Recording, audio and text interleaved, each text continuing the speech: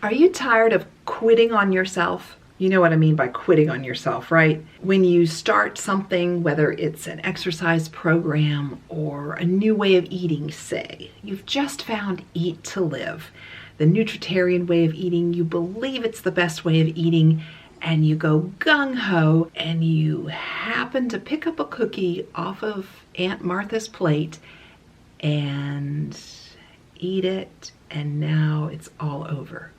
It's time to quit. All or nothing. If I can't stay away from Christmas cookies, then I'm not doing this. You quit on yourself. You have 1 week of off-plan eating.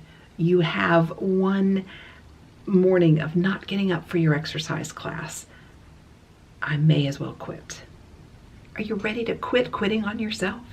What I'd like to say is that quitting on yourself looks like stopping doing the thing, right? No longer doing the activity that you want to do, or doing an activity you don't want to do. Either way, you quit with your goals and your dreams. And that seems to be what it means to quit on yourself. But in actuality, it started 1 step back. It started with what's going on up here in between your ears. It starts with thoughts like, why bother? Oh, it's just not worth it. 1 little bite and it's off. All or nothing, slippery slope, here we go. That kind of dramatic thinking is what causes us to quit. Spoiler alert, it's always a thought that interrupts us from getting to the goals that we have planned for ourselves. So I want to give you 2 simple things that can start to help change that stinking thinking so you can quit quitting on yourself. The first one is to stay curious. It sounds so simple, and it is. It's just a matter of remembering to do it. Instead of, all right, I quit, I give up. What if I, how about if, I wonder what's possible, starting to use questions to open up some space here, to not be so black and white thinking that you have to stop, you have to quit, it's just not worth it anymore, and you talk yourself down that path. But with questions, I wonder how many more greens I can eat today, rather than focusing on the things that you think are a problem, focusing a different way, asking yourself, what is possible?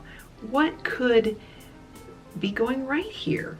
This one little thing seems to have gone wrong, but what about all the times when I've followed the plan? So you get me with that one, I hope. Stay curious, and then stay compassionate. Please stay self-compassionate. Take good care of you. And compassion looks like, I'm doing the best I can with the resources I have at the time. That's it. I'm doing the best I can. And why not think that way about yourself? Why not use your powerful brain to work for you rather than to quit on yourself and to feel terrible? My clients get results from coaching like creating a changed relationship with food. They no longer feel at the mercy of food. They no longer have black and white thinking where it's all or nothing. They've begun to live in the gray area where things aren't always so dramatic. You make better decisions about food and other decisions too. Just your quality of decisions are way better, and you get very good at taking care of yourself. That's what happens with my clients. That's the results they get consistently. Your transformation is just on the other side of that link right there. Click on that, go fill out the form. I look forward to chatting to you about helping you to quit quitting on yourself. Let that be a thing of the past. Don't drag that into the new year. Until next time, I'm Coach Nancy with the Watery Mouth.